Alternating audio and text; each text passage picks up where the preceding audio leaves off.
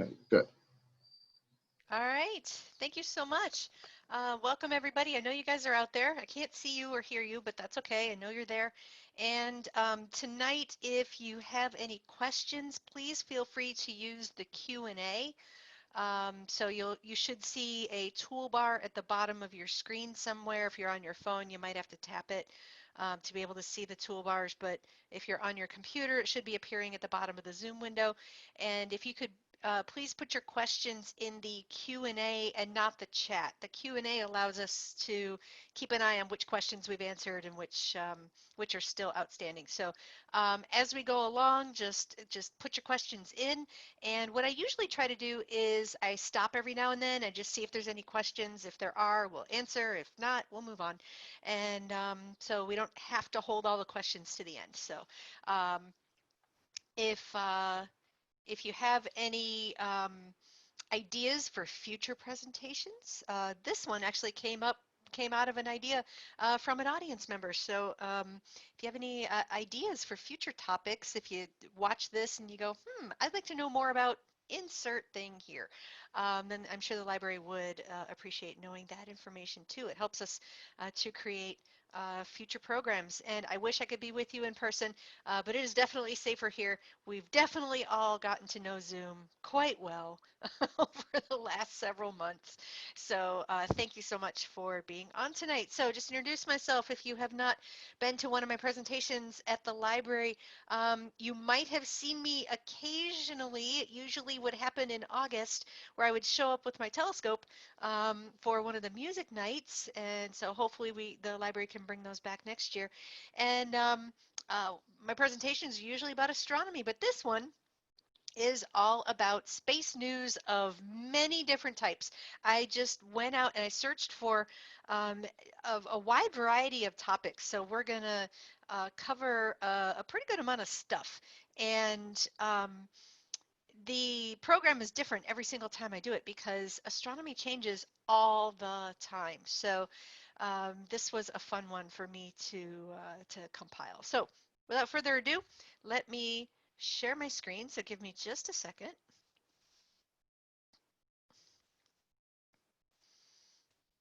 All right. So yes, that pile of rocks, that sort of diamond-shaped pile of rocks, we are going to get into that, what that is, and what it has to do with anything in just a little bit. But again, this is Space News Roundup. My name is Michelle. I work at the Adler Planetarium. We are currently closed to the public, but you may see me at various libraries via Zoom presentations. We've also got our own online programs at the Adler. We are going to be closed for the foreseeable future. Keeps everybody safe.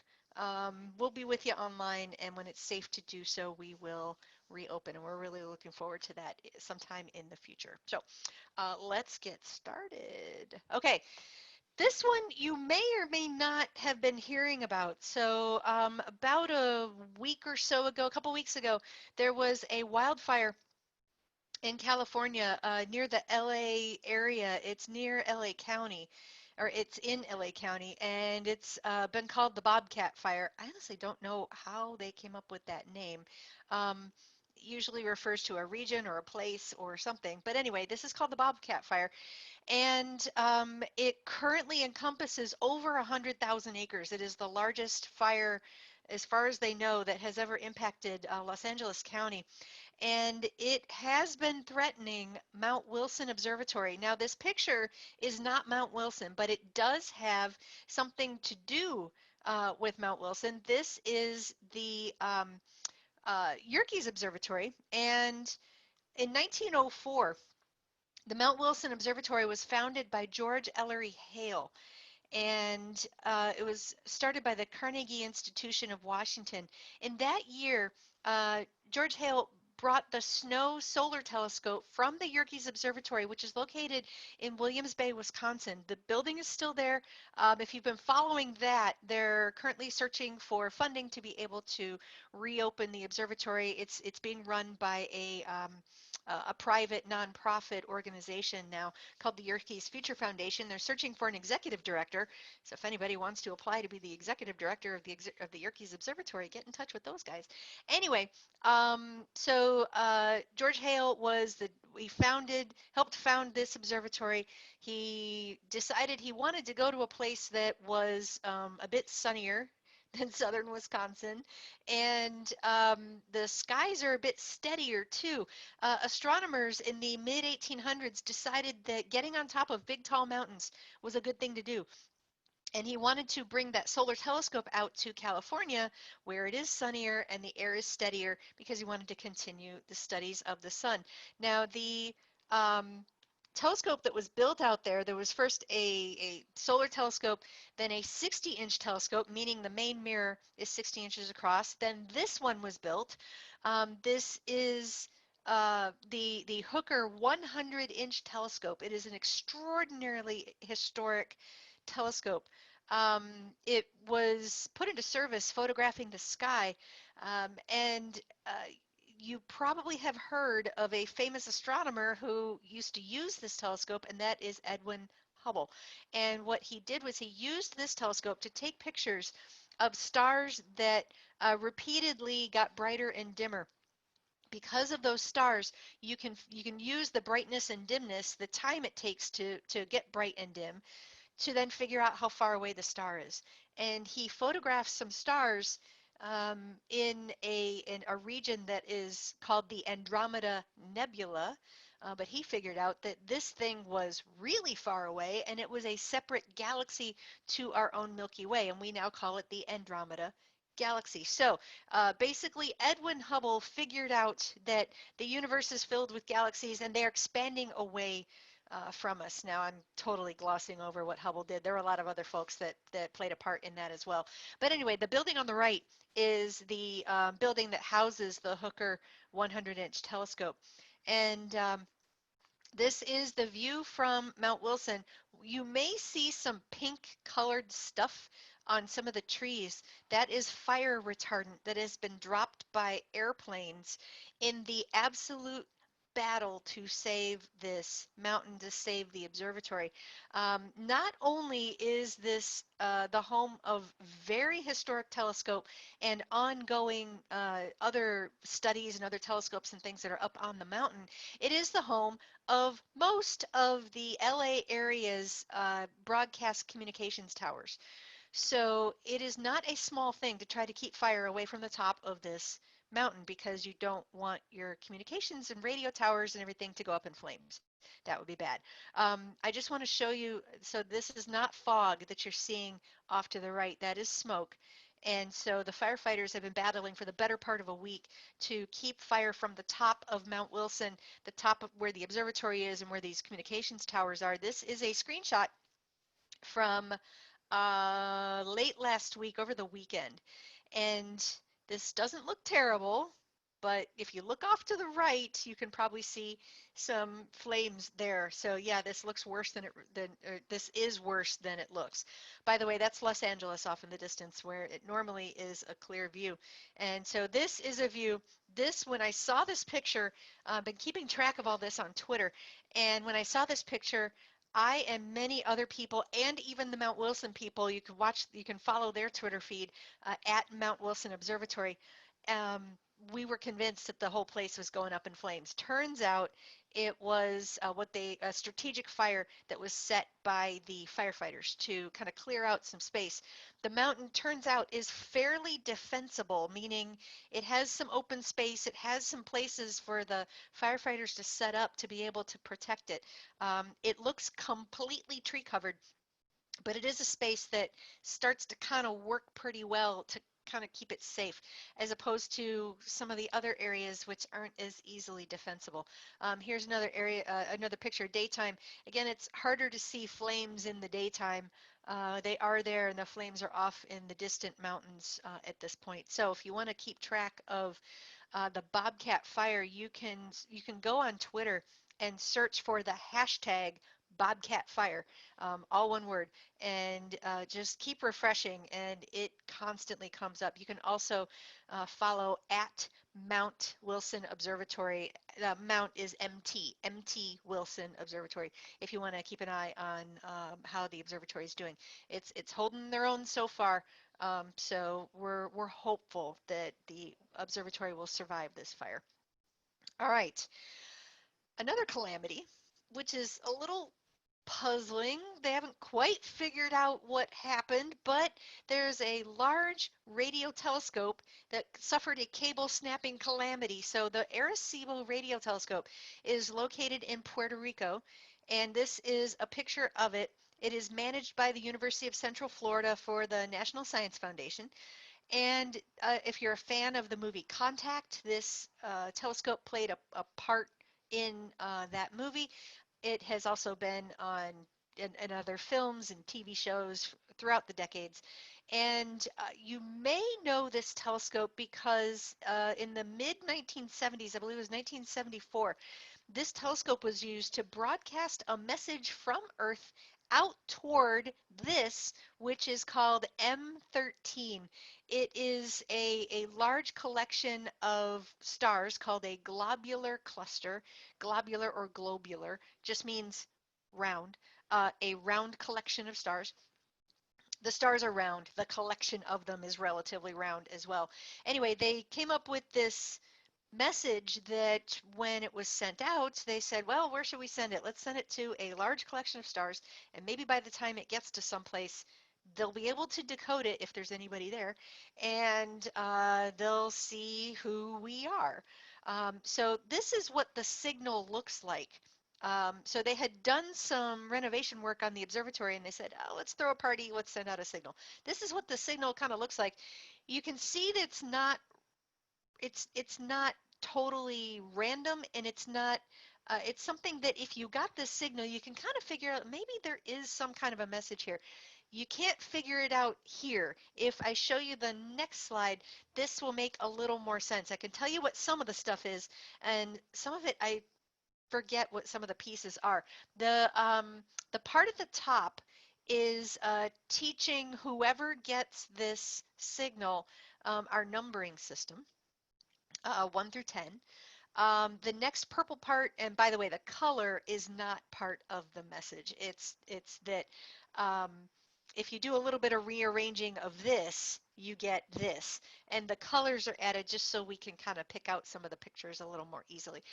The purple part is teaching about different elements, hydrogen and oxygen and what have you.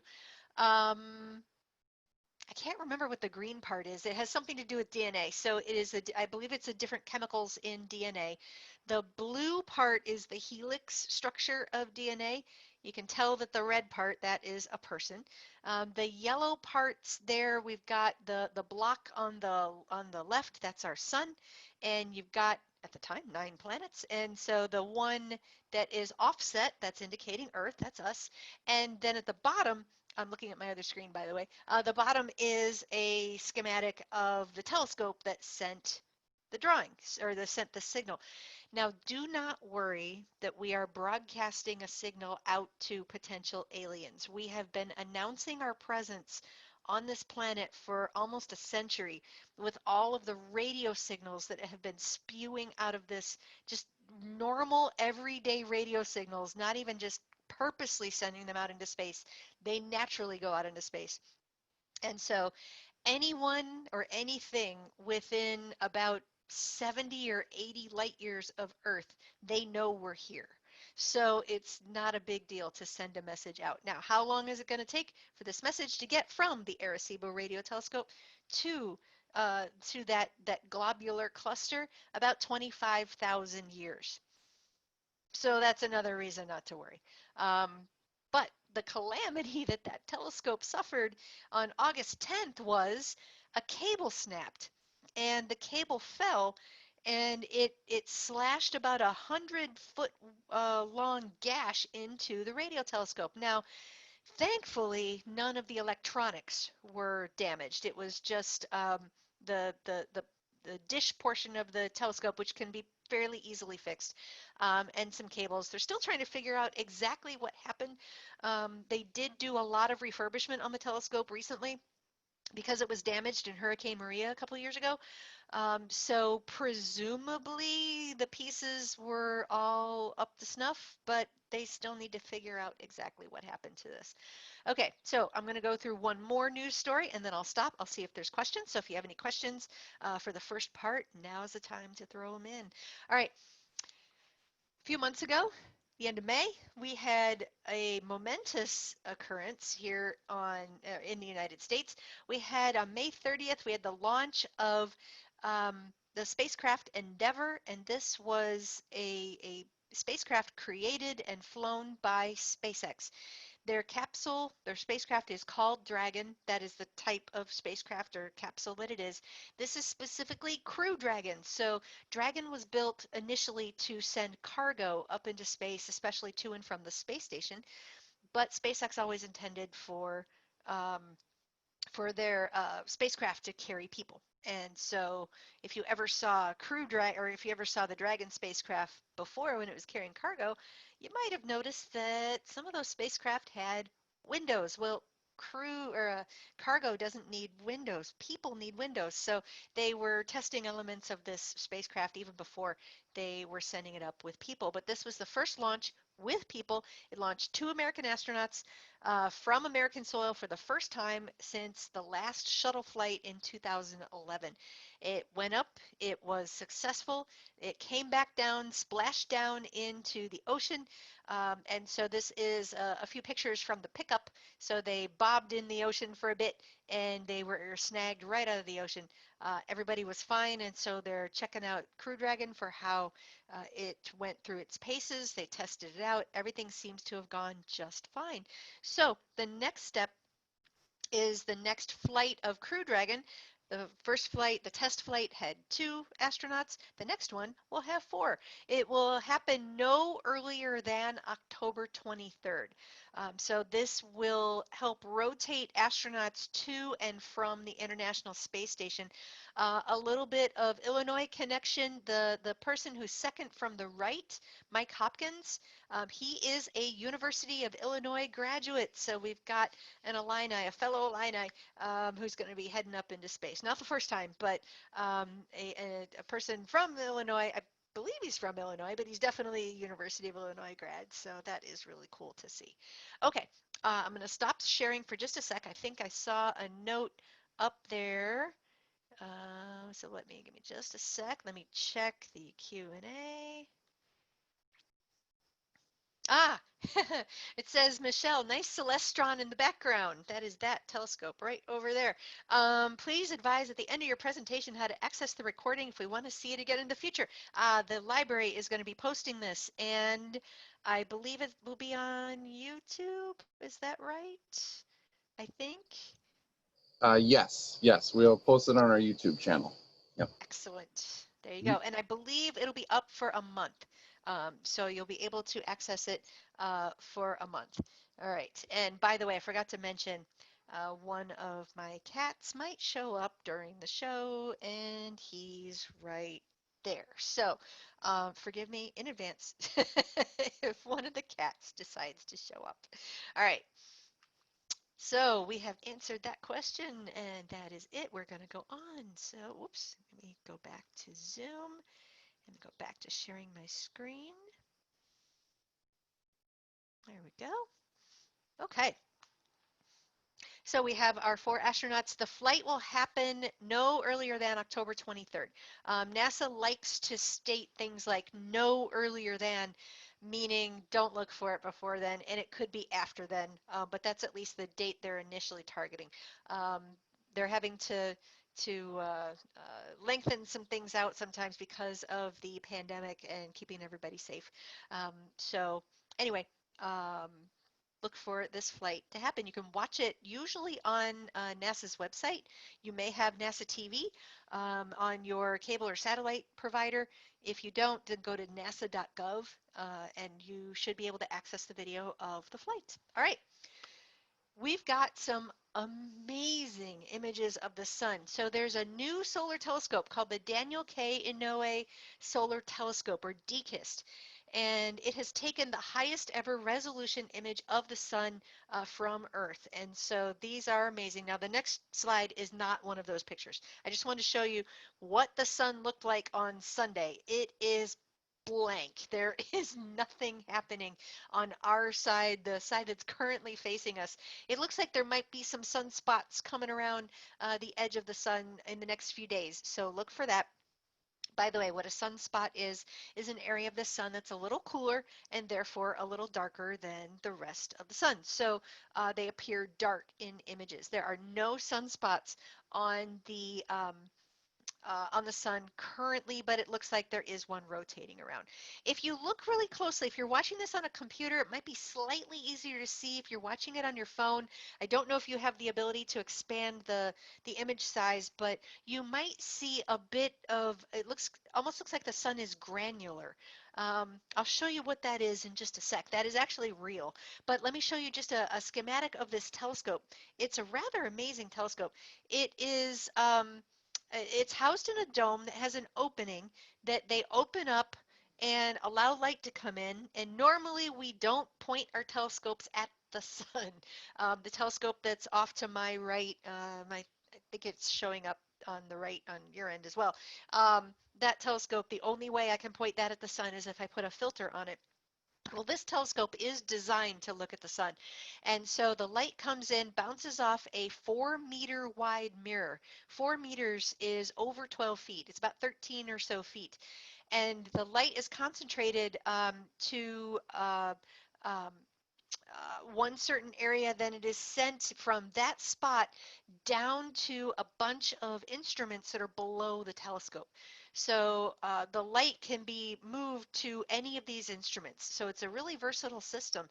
And then the control room is separate from it. So this is a really neat telescope. And what they call a first light image, meaning the first image to prove that everything works. This is the first light image, and what you're looking at is a really, really close-up image of the surface of the sun. When I showed you the full sun from a couple days ago, that mottled texture, that's real.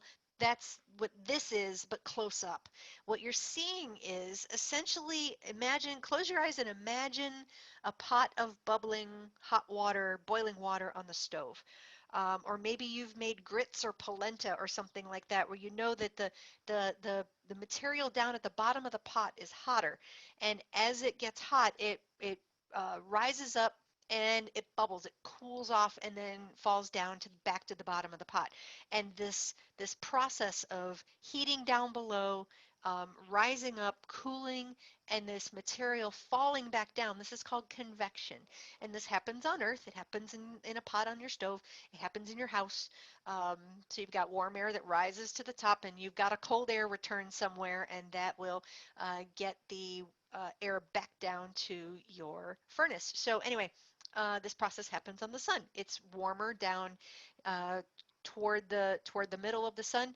The material heats up and it rises away, outward, bubbles up in these bubbles, and each of these bubbles is about the size of the state of Texas. I'll show you another image to scale in a bit, but here's a close-up image. And what they're starting to be able to see, what they could not see before, they're seeing features as small as approximately Manhattan Island, or at least as portions of features that are about as small as Manhattan Island. Keep in mind, the sun is almost 1 million miles across, and you're seeing features as small as Manhattan Island in these pictures. And so what you're starting to see is uh, little heat spots that are flaring up. Think of them as little tiny flares. And here is an image to scale. This is that first one that I showed you. Well, here's the full sun, and looks a lot like the one I took from the internet a couple days ago. And here is that first light image, and then a portion of that is this one here, and you can see little pieces about the size of Manhattan Island, which is about 9 miles across. So This is an extraordinarily detailed image, and these little teeny tiny flares, they're injecting energy up away from the sun, and it might help us to explain why the sun's outer atmosphere, called the corona. If you don't know that term, think of a total solar eclipse. And we've got the moon completely covering the sun, and you see that wispy whitish, looks like gas away from the sun. That's the sun's corona. The surface of the sun, this picture where you're seeing it, the sun's temperature is about 10, 11,000 degrees, pretty average day on the sun. And then the solar corona, the temperature is about 1,000,000 degrees. And scientists are at a loss to explain why the surface of the sun is 10 or 11,000 degrees and the corona is 1,000,000 degrees. Well, this might start to help explain these little tiny injections from the sun, or outward projections from the sun outward to the corona, just basically pumping this energy out to the corona. Not sure if that's actually the case, what's actually going on, but it sure is intriguing. Not to be outdone, at about the same time, there is a solar spacecraft called Solar Orbiter. It's run by the European Space Agency, but if I'm not mistaken, there are elements of Solar Orbiter from the United States on there too. And it has taken close-up images of the sun using a different kind of light that your eyes can't see, called ultraviolet. And so but what we're starting to see is these little features. They look a lot like those little projections that we saw in the last image, just in a different kind of light. And so these pictures were taken when the spacecraft was only 48 million miles from the sun. That's the closest we've ever taken images of the sun. And the spacecraft is going to get closer. So these are not the best that we're going to get. So these are intriguing. They're calling these little bits campfires, um, for lack of a better term. But it is still really interesting to see what we see with one telescope. We may be seeing the same thing with another telescope, so that's good. But together, this information from both of them may start to help explain why that outer atmosphere, that corona of the sun, is so hot. So I think I did see a question pop up after I started this section. So let me go back and see what that was. Will you talk about life on Venus? It's almost as if you knew what my presentation was going to be, because I'm not sure. Oh, I didn't catch who said that. That was Beatrice. So again, with Zoom, you probably have learned um, the name that shows up may or may not be the name of the person who's on the other end. So my apologies if your name is not actually Beatrice. But if it is Beatrice, I have cool stuff for you, because we're going to talk about Venus. I swear, Beatrice was not a plant. But there's no way I couldn't do this presentation without talking about this. This was the big story of last week. So there is a material that was discovered in the atmosphere of Venus called phosphine. And there's phosphine on Venus. Maybe. So we'll get into that. Anyway, this is a picture of Venus, and this was taken from Earth. This was taken by the one of the Mariner spacecraft in the 1970s. So last Monday, an international team of astronomers presented evidence that the cloud tops on Venus contain traces of a material called phosphine. On Earth, it is toxic. It is a rancid gas. It is produced by certain types of microbes and some industrial processes here on Earth. What's really interesting is we aren't exactly even sure which microbes on Earth produce this gas. It's been found in bogs and swamps, and as a byproduct of landfills and that sort of thing. It's just really nasty stuff. Um, the origin on Earth, like I said, we aren't quite sure which bacteria is creating this. It could be E. coli, it could be something else. Um, and the presence in the atmosphere of Venus is somewhat of a mystery. No known non-biological process can create phosphine on Venus, and that's because Venus's surface temperature, so the temperature at the surface, at the ground level, is almost 900 degrees Fahrenheit. There's nothing that can survive that incredible amount of heat, nothing that we know of, that can survive that incredible amount of heat, just an incredible amount of air pressure. Take the room that you're in right now, add 90 times as much air as you've got right now in that room, and then you get a sense of the air pressure at the surface of Venus. So incredibly hot temperatures, incredibly crushing air pressure.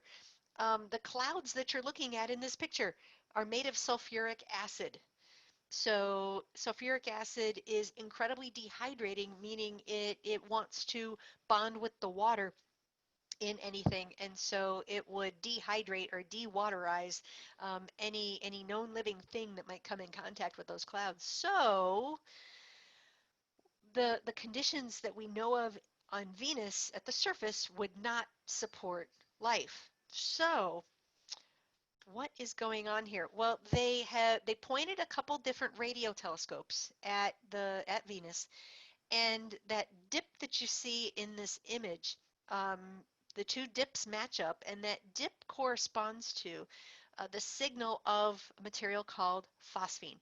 And like I said, there's no known non-biological process that can create phosphine. And what that means is possibly one explanation could be, and I'm being very careful in how I say all this, but one explanation could be microbes living in the clouds on Venus. There is a portion of the cloud deck, I think it's about 60 miles above the surface, where the temperature is pretty similar to Earth temperature, and the air pressure at that point is about similar to Earth air pressure, so not terrible. Um, but it is, I'm being very careful in how I say this because a portion of this dip here also corresponds to a signal produced by another material called sulfur dioxide, and that is a known component of Venus's atmosphere. So there's a couple telescopes that were able to see this.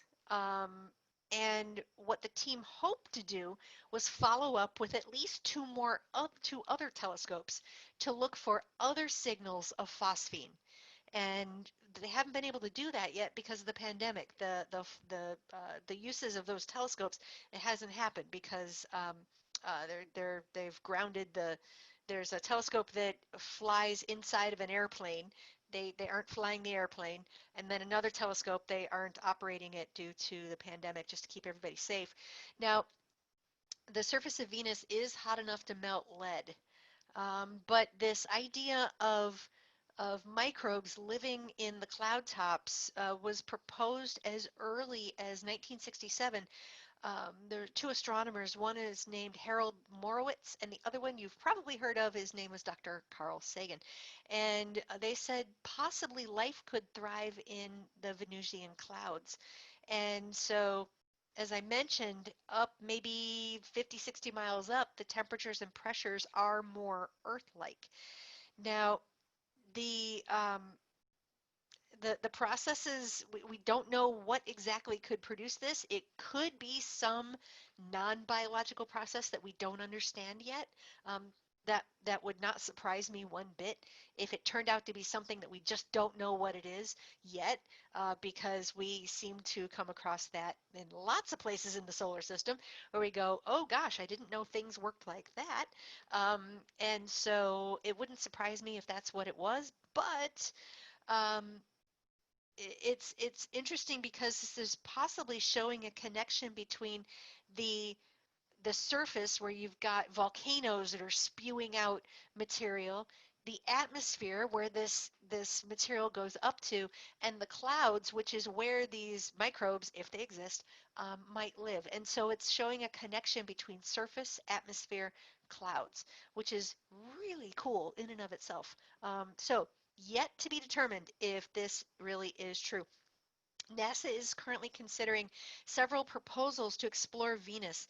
They've mostly ignored Venus for decades, and the last time that we sent a dedicated spacecraft to Venus, sorry, the last time NASA sent a dedicated spacecraft to Venus was the late 80s, early 90s. That was the Magellan spacecraft. The last time another country sent a spacecraft to Venus, that was Japan. But it's um, also the European Space Agency sent the Venus Express spacecraft. So it hasn't been totally ignored. It's just been mostly ignored because Mars seems a lot more interesting in terms of possibilities for life. But who knows? We could have some kind of life, maybe living in the atmosphere of Venus. But there would be need to be a lot more study done of this planet to be able to really prove that. And the only way we're really going to know is if we send something into the clouds to sample the material. So that will be a far distance in the future. So don't hold your breath. But I think we just made Venus a lot more interesting than it was just a couple weeks ago. All right. But because I mentioned Mars, we have to go to Mars. So the InSight lander landed in December of 2018, and its goal was to detect Marsquakes. So this is InSight. If you're wondering how they got this picture, it has a robotic arm, so it was able to take a picture and then from a few different angles, and they stitched the pictures together, and they're able to crop out the robotic arm from the picture, so it looks like a camera is just sitting over the top of this thing. But anyway, InSight is a lander. It's not a rover, and it has, like I mentioned, a robotic arm that grabbed onto some instrumentation, and there's also some weather sensors and everything, but it grabbed onto a piece of instrumentation that it was essentially a seismograph or a seismometer. And what a seismometer is on Earth, it detects earthquakes, so it detects the shaking of the ground beneath your feet. And so the robotic arm grabbed a hold of that little handle at the top of the seismometer and then put it on the ground. There we go. And I can show you a close-up view of what that looked like. So there it is. These pictures are so cool. Anyway, after the seismometer was put down on the ground, then they put a cover over it so that the just the rushing wind wouldn't disturb the seismometer. So it's so sensitive that it was even detecting the movement of the robotic arm. It was detecting the movement of the air. It is really, really sensitive. But the goal is to detect the shaking of the ground. Why do we do that? If you detect the shaking of the ground, if it's a strong enough shake, you can start to figure out what the interior of Mars is like. So what the below ground structure looks like. We don't know what the interior of Mars is. Is it layered? Does it look like Earth? Does it have a central hard core? Is there anything liquid like magma? Anything like that? We don't know. And so if the shaking is strong enough, we can start to figure this out. There's also another instrument called the mole, and the mole is that piece down below. Imagine a long tube, a little point on the end that's about, I think it's about a foot long, maybe a little bit longer than a foot. And this thing is supposed to burrow itself about 15 feet, 16 feet down into the surface. The problem is the surface, the ground below the surface has turned out to be stickier or at least harder than they thought. And so this little mole, it's supposed to tap itself down into the ground. And it tapped itself down into the ground. It bounced itself right back out. So you can see where it is in this series of images. It had burrowed itself down maybe a foot and then bounced itself right back out after it encountered some particularly sturdy soil.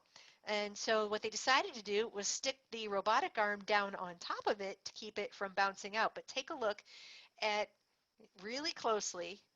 You can see there are little bits of the Martian soil that have bounced upward, meaning what probably happened in this particular case is it bounced itself down, it bounced itself right back up, and it hit the bottom of the robotic arm. So this thing has gone down at most a foot. Unfortunately, they can't like just pick it up and move it because it's really delicate. They were really worried about even doing this. Take a look at this tape right here. That is the communication and the power for the mole to be able to operate it all. If that breaks, then this thing is shot. This particular instrument, it doesn't work. So they've been really, really careful so far in how they've been working it, but it hasn't worked. But anyway, they're going to keep trying as far as they can. Now, Insight landed, this is a round map of Mars spread out on a flat screen, so it looks rather square and very strange. But it landed not too far from where the Curiosity rover is in Gale Crater. It's not like they can go out and see each other. It's not like Curiosity can run over there for a drive. They're still pretty far apart. But the the InSight lander has been detecting Mars quakes. So the first quake was detected a few months after InSight landed. The scientists, I talked with some of them in those first few months, and they were a little concerned that they hadn't detected anything yet. But then the detections ramped up, and they were getting a couple of them a day. So this is a map, a non-true color map showing where InSight landed. So if you take a look, here we've got InSight here. I think you can see my arrow. And here is InSight to the lower left of this picture. These are a couple of volcanoes, um, Elysium Mons and Alter Mons, or Alber Mons, sorry. Um, that are on Mars, but these are shield volcanoes, meaning they erupted in one spot and just got taller and taller and taller. The largest volcano in the solar system is Olympus Mons. It's not in this picture, but it's a very similar type of volcano. So there are volcanoes on Mars. We're not sure if they're still active. Maybe, maybe not. We haven't seen any signs of eruption recently, but um, if you take a look at this area right here, do you see those two lines? This is Cerberus fossae, and these are long cracks. These cracks exist because of these volcanoes. Basically, the ground came upward under the volcano from the magma and everything that came up, and it cracked the surface of Mars. So the cracks here are due to that volcano there. All right, so the way this works is where some of these Mars quakes are coming from is a landslide happens in Cerberus fossae, meaning some sort of ground shaking goes on. Something causes the landslide to happen. Some sort of activity below the ground causes Mars to shake, and then these seismic waves go outward in all directions, and then InSight is sitting over here and detects the Mars quakes. In a perfect world, you would have 2 or 3 or more of these seismometers. We only have one. Maybe in the future we'll send some more. But here is a closer up image of those cracks, and here is an even closer up image of those cracks. And here is an even closer image, and it is colorized blue. The reason for that is they wanted to show where there's possible seasonal frost on Mars. So the seasonal frost is in these areas. The ground shaking happens, and you can see that landslides have happened. You can see the boulders that have come down in part of Cerberus fossae. So those landslides are actually making Marsquakes and is being detected um, by InSight. Apparently the largest I almost said earthquake, the largest Marsquake has been the equivalent of about a 4.5 on the Richter scale, where you would have a tough time feeling that, considering how deep the Marsquakes are happening. So it's not like a 4.5 out in California that starts to crack people's walls or anything. But they hope they can get an even bigger quake because those quakes that they've been detecting are just shallow enough, just light enough that they can't really get a good sense of the deep down interior of Mars, but they're hopeful. It could be something, one of these quakes that does it. It could be something impacting Mars nearby. A meteorite strike could do it too, which I think is pretty cool. So, all right, let us go on. So There is a spacecraft called Hayabusa 2, and it was launched by the Japanese Space Agency. You can call it JAXA for short. And it was designed to take samples of an asteroid called Ryugu. And I will give up on trying to figure out the correct pronunciation of Ryugu after hearing three, count them three, Hayabusa 2 team members, all from Japan, pronounce this asteroid name three different ways. So I'm going to say Rugu because one of my coworkers, his name is Ru, and that is exactly how it's written in English. And so he says Ru, so I will say Rugu, and we will go from there. And I will stop obsessing about the correct pronunciation of this asteroid. But this is the asteroid that I showed you before. So this is Rugu, and it is a potentially hazardous asteroid. Don't worry, it's not going to fall on your head. It has the potential to pass as close to Earth as about 60,000 miles, which is about a fifth of the moon's distance. However, it's not going to be hazardous anytime soon. Its closest approach to Earth this century is in December of the year 2076, and that will bring it about 4 times the Earth-Moon distance away. So that's about 1 million miles away. At some point in the next couple hundred years, it could pass as close as about 60,000 miles. Again, that doesn't mean it's going to impact, but there is a definition of potentially hazardous if it comes within a certain distance from Earth, and that would be within that distance. It doesn't necessarily mean impact is imminent or impact will happen. So anyway, they wanted to go sample this asteroid, so not just fly near it, but try to get pieces of it. Here's a close-up image of the asteroid. So they got some amazing pictures. So here's one close-up image. Here's an even closer close-up image. You can see that this thing is just a rubble pile. It is a barely held together by gravity rubble pile. It's not it's not a solid chunk. It is lots and lots and lots of little pieces all held together by their collective gravity. It's pretty neat to think about. And there are several types of these asteroids out there. This isn't the only one. But here's an image from the surface of Ryugu. They sent these little round craft called the Minerva rovers, and I think there were two of them.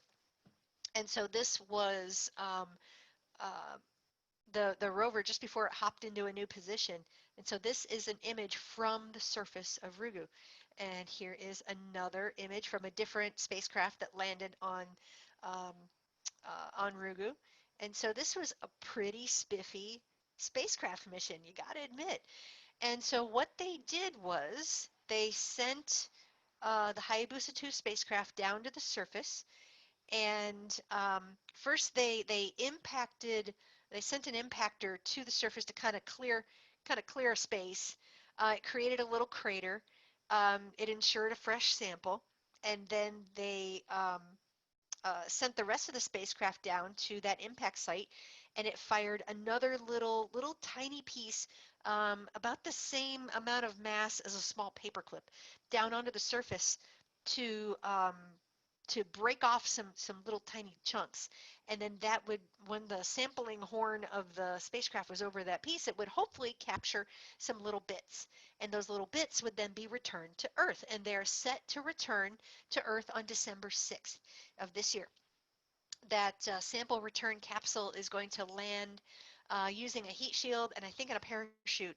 It will land in the outback of Australia. Plenty of room to not hit anything. And so we'll see if we got little bits, or if the Japanese Space Agency had got little bits of the Ryugu asteroid. This won't be the first time we've gotten bits of asteroid on Earth. The Japanese Hayabusa, the original Hayabusa, got some little bits of a different asteroid, Itokawa, a few years ago. So that was successful. So pretty cool. All right. Not to be outdone, NASA has its own asteroid sample return mission called OSIRIS-REx, and it went to an asteroid called Bennu. It entered into orbit around Bennu, and this is also on the potentially hazardous asteroid list. And it has a 1 in 2,700 chance of impacting Earth between the years 2175 and 2199. So a low chance, almost 200 years in the future. So don't worry about it. Anyway, this is another barely held together rubble pile. And these two asteroids may be of the same family. And so the goal is to collect about 60 grams of the material from this asteroid. That is about the mass of 150 paper clips. So not much, but they're going to try for the sample collection in October. So they've gotten pictures. So it's a pretty similar collection scheme um, Hayabusa 2. It has a collection horn. It's gonna go down to the surface and hopefully capture some pieces. We've gotten some close-up images. So these are some close-up images. The two squares on the left are the two blown-up squares on the right. So you can see, possibly start to think, wait a minute, where do they put the sample collection piece? There's no clear spot. They thought that they might get just a bit of just like sandy material or really, really thin stuff. Look at what they've got. Lots and lots and lots of rocks of all sizes. And so that was a problem. Here's another picture from the surface of the asteroid. Um, it was a pretty tough go to try to find a suitable spot to to be able to collect some material. But they finally found 4 locations that they could choose from, and this is the one that they're trying for. And so where they're aiming for is that area right there. Um, the spot that they're trying for is smaller than this target. I just couldn't make the circle any smaller. Anyway, just to give you a sense of scale, that's their target. Again, it's a lot smaller. That boulder is 43 feet across. So looks can be deceiving. It looks like these are tiny pieces. They're not. So we're hopeful that OSIRIS-REx will get some chunks, collect them, and bring them back. They're set to return in the year 2023. Kind of a roundabout way of getting back. But some cool stuff that they just announced relatively recently. Not actually, I think within the last couple of days. I think not everything on Bennu is from Bennu. Turns out there are some rocks that are a lot lighter colored than the rest of Bennu, and they are, you can't say certain, but they're pretty confident that these rocks came from another asteroid. So something hit something else, spewed some rocks into space, and they came probably from this object right here. This is another asteroid called Vesta. And Vesta is the second largest asteroid in the asteroid belt. So it's not surprising that some asteroid material from one asteroid blasts off into space, travels through space, lands on another one. Because this happens on Earth. We have pieces of asteroids that have landed on Earth. And indeed, about 1 of every 16 meteorites on Earth is from Vesta. When the other planetarium was we have in our solar system gallery, we have some touchable pieces of 2 asteroids, a piece of the moon and a piece of Mars. Those are all meteorites. And one of those touchable asteroid pieces is we think, from Vesta. So this is not surprising. Still really cool that we've got rocks on an asteroid that aren't actually from there. So, because they're a lot lighter than absolutely everything else. And they match the mineralogy that we've seen from this other asteroid. So, pretty cool stuff. All right. I'm going to check real quick if there are questions. Nope, we're doing good. Okay. All right. When I give this talk, I always have to show you some cool Hubble pictures because Hubble's always taken neat pictures of stuff. It just recently took an amazing series of pictures of Jupiter. Um, you've got this object right here called the Great Red Spot, and the Great Red Spot has been shrinking. It is only about half the size it was several decades ago. Um, and this moon over here is, I believe it's, oh shoot, now I can't remember which moon it is. I'll have to look that up. Um, I believe it's Europa. I think that's Europa. Anyway, the Great Red Spot is a swirling area that is usually red, sometimes pink, but it kind of looks like a hurricane. It's not a storm. It's actually a high pressure system, warm and dry. And then you've got all these cloud bands. You've got another storm right here. You've also got this storm right here. They call it Red Spot Junior. And at times it's white, at times it's red. It's starting to get pinker. So they think that the chemistry of this thing changes over time. So it may be starting to change color similar to its cousin, the Great Red Spot here. The Great Red Spot has been in existence for at least a couple hundred years, if not longer. But it has been shrinking over the last several decades. We don't know why, um, but that's something that we're going to keep following. It was pinker a couple years ago and pretty hard to see, but has gotten redder the last couple years. So even through a relatively small telescope, you can see the Great Red Spot. Um, the This is not a picture taken by Hubble. This is a picture taken by me. And this was in early July. And I want you to focus in on that fuzzy thing right there. And there is that fuzzy thing right there. Some of you may have gotten to see Comet Neowise. Well, the Hubble Space Telescope got to photograph Comet Neowise.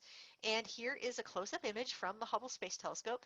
And you can see it looks like it's kind of offset. So there's this kind of horn of material coming off this way and that kind of horn of material coming off that way. There seems to be two jets of material coming off the center part of that comet. And so there were a lot of telescopes that were watching the comet. Maybe you got to see it. I definitely got to see it. It was really cool. It is the brightest comet that we've seen in the Northern Hemisphere for quite some time, um, at least a few years, if not a couple decades. So Comet Neowise surprised us. It was only discovered in March, and so it got rapidly brighter, which is great. It's heading on its way out in the solar system. We will see it again here on Earth in about 7,000 years. So again, don't hold your breath till this one comes back. But we don't know of any others that are going to get bright anytime soon, but you never know. We didn't know this one existed until March. So who knows? We could see another bright comet in the next few years. Something else that Hubble took a picture of. Now, this is a picture I took. This was taken from Aurora, where I live, using my cell phone and an app called Camera Plus. And so I was pretty proud of the fact that I was able to get the night sky in about a 2 or 3 second image. Um, this is the wintertime sky. And we're going to focus in on that star right there called Betelgeuse. And Betelgeuse last February was getting very dim. There were people starting to say, oh, wait, could it be ready to explode? The answer is no, but Hubble watched it dim and was able to determine that what happened was, this is an artist's rendition. This is not a close-up image of Betelgeuse. That'd be a pretty neat trick. Um, there was material that erupted off the surface of this star and blocked a portion of the star. It got incredibly dim. It lost about 2/3 of its brightness over the course of a few months. And they think that this material erupted from the star and cooled off and got very dusty and actually blocked a good portion of the light from Betelgeuse. And so that's why Betelgeuse appeared so dim in our sky. It was really strange looking to see it as dim as it was, but it brightened back up, presumably after this material kind of dissipated and our view changed a little bit. So it was nice to see, and you got to admit, quite a few of us were really disappointed that Betelgeuse didn't explode. We thought that would have been really fun. And you're probably laughing right now like, fun? You have a twisted sense of fun. Well, don't worry. When Betelgeuse does explode, and it will, sometime between now and a million years from now, um, it won't affect life on Earth. It'll just be really bright in our sky for a while. So that's something that be pretty neat to see. So, all right. There's a mission that you may or may not have heard of called TESS, the Transiting Exoplanet Survey Satellite, and it has recently completed its primary mission, and what it was searching for was signs of planets around other stars. And so it's not a huge spacecraft. This is TESS, and it was launched aboard a SpaceX rocket a few years ago, and it's designed to study nearer, brighter stars. And what they look for is if a planet passes between us and the star, and it's a planet around another star, if it passes between us and that star, it will dim the light from the star briefly. And so if you see a repeating pattern of this, you can figure out things like how big the planet is, how far it is from its star, that sort of thing. So um, there have been other spacecraft that have done this as well, but TESS is looking at the nearer, brighter stars because those will be easier for other telescopes to follow up on. Now, one thing they did get out of this was a really, really, really neat view of the southern hemisphere sky. That band that you see in this picture is the Milky Way. Um, and we've got the Large Magellanic Cloud and the Small Magellanic Cloud.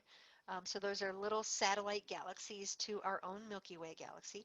And so TESS is designed to observe um, about 85% of the sky, and so it has completed its primary mission, and it has discovered a number of planets along the way. So far, it has discovered 66 new planets around other stars, as well as over 2,000 more that astronomers need to follow up on to actually prove that they're truly there. So some of them may not be, but a good portion of them might be. So the number of known planets around other stars is going to increase by probably quite a bit. Just wanted to show you some artist renditions of what some of these planets could look like. The one to the upper left um, may have lava on its surface. The one down in the middle, it could be a water world. The one to the upper right, it's about 10 times the mass of Jupiter. Or sorry, one of its companion planets is about 10 times the mass of Jupiter. This one um, orbits close to its star. So just wanted to show you again artists' renditions. All these planets that they're finding are quite different and really different compared to stuff we've got in our own solar system. Again, 66 new ones confirmed, 2,100 more to follow up on to confirm. And this is just three really interesting ones. Lava world, water world, maybe, don't know for certain. And another one that orbits its star really, really close. So anyway, another set of telescopes that you probably might not have heard of. This is called the Very Large Telescope. You thought, oh man, could they have not come up with a better name? Well, the owl, the overwhelmingly large telescope name, that's already taken. That will possibly be another telescope someday in the future. But the Very Large Telescope is this set of telescopes, four of them in all, which are quite big. Each one is big, and these are located in South America. But what they recently did, very recently did, was they imaged two planets around another star. So they block the light from the star. These are two direct images of these planets. Um, one of them is 14 times the mass of Jupiter. The other one is 6 times the mass of Jupiter. Jupiter is over 300 times the mass of the Earth. So that just gives you just the barest sense of these things are big. They are massive planets. The closer one orbits its star about 4 times the distance that Pluto is from our sun. The other one orbits the star about 8 times the distance that Pluto is from our sun. So they are very far, very chilled, more than likely. But how cool is it that we have pictures of planets around other stars? Now, don't get excited. These are not disks that you're seeing. They're just bright. And so uh, bright does not mean big. Or sorry, in these pictures, brightness is bigness, is what I like to say. These are not actual disks that you're seeing from these planets. So they're just a little brighter. So they show up as circles. But in reality, they're just going to show up as little tiny points. But we've got pictures of planets around other stars. And that is really, really neat. So the TESS spacecraft I showed you, I'm going to go back to it real quick. Hang on. There we go. So we've got the large and small Magellanic Clouds right here. About 30 or so years ago, there was a supernova, so an exploding star, um, in one of those Magellanic Clouds. So um, sometimes it takes decades to prove something true. So I'll tie this all in together. So I went back to my picture here, and Betelgeuse, I showed you before, is a star that will explode someday. It's called a red supergiant star. Supergiant just means really, really big instead of just plain big. Red refers to the color. It's kind of orange. This one right here called Rigel is a blue supergiant star. So really giant big instead of just normally big, and it's blue. And so one of the thoughts that astronomers had was this type of star is able to explode as a supernova, and maybe something gets left over. Well, we had never seen this happen, so we had no idea if this was actually true. So in 1987, there was a supernova, an exploded star in the Large Magellanic Cloud, and you can see it's this bright dot right here. Right, so this was a star. It had a name, Sendulik uh, negative 69202.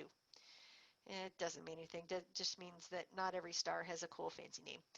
Um, anyway, this was the progenitor star. It exploded, and it was a blue supergiant star. And the Hubble Space Telescope, when it launched in 1990, started watching this object over time. And you can see over time, the middle is bright, and then there's this ring of material, and then that ring expands outward, and the middle gets dim. Well, the astronomers asked, what was left over? Was there anything left over? Did anything in the middle survive? Did the center of the star survive at all? Did it just get blown to bits? Here's another set of Hubble Space Telescope images between 1994 and 2016. And so they had no idea what, if anything, was left over after this star exploded. And so very recently they were able to observe this same object. So just take a look at same shape and everything. Stuff left in the middle, dusty stuff in the middle, bright ring on the outside. So same thing here. And they were able to figure out that indeed hidden in some of this dust, hidden in some of the middle, was an object called a neutron star. Basically, think back. I'm gonna stop sharing because that's my last slide before we end.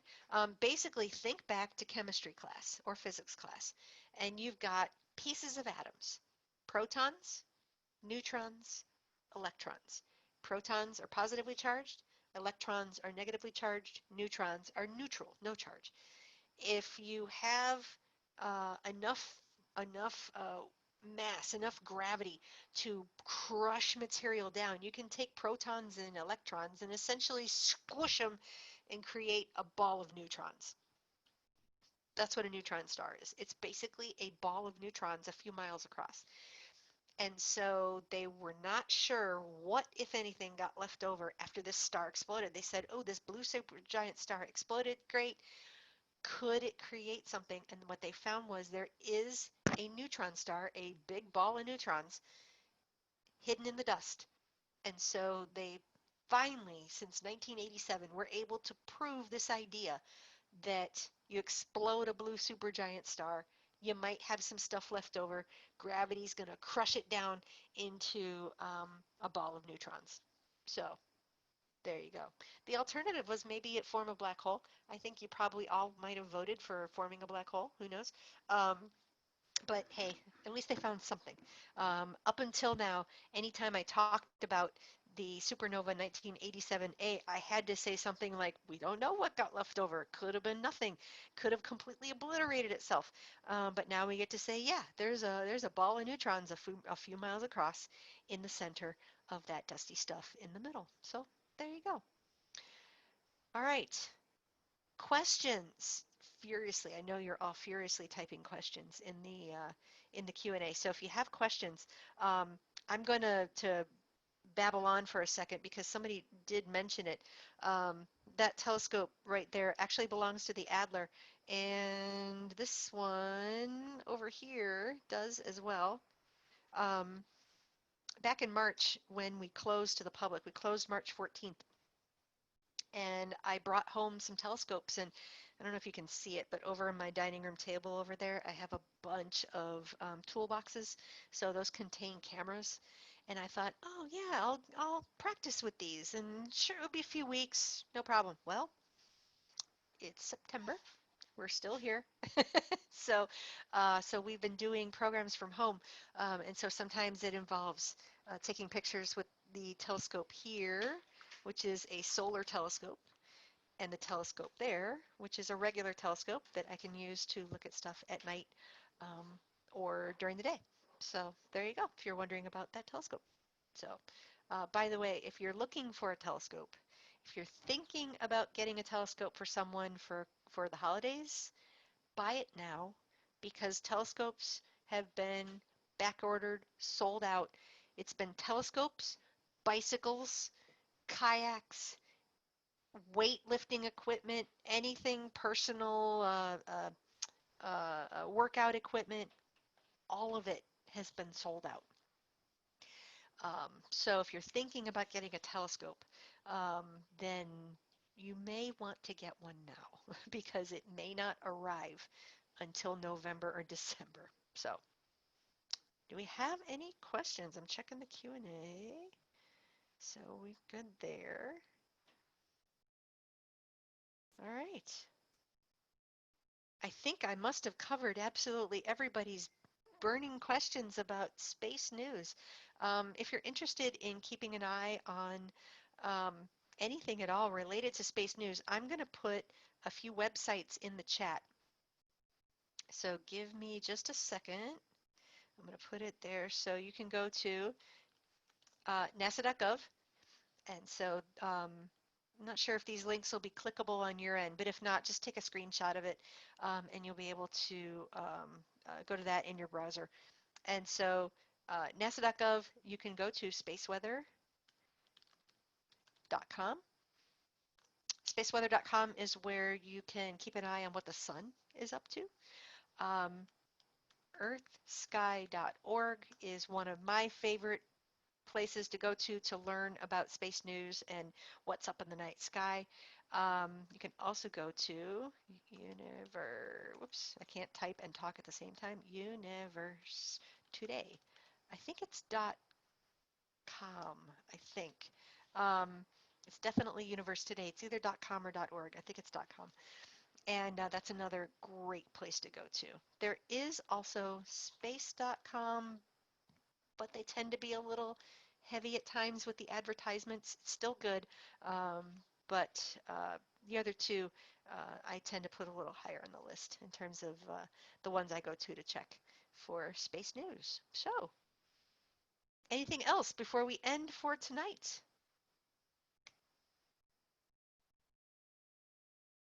I think we're good. Anything else that our library friends wanted to mention?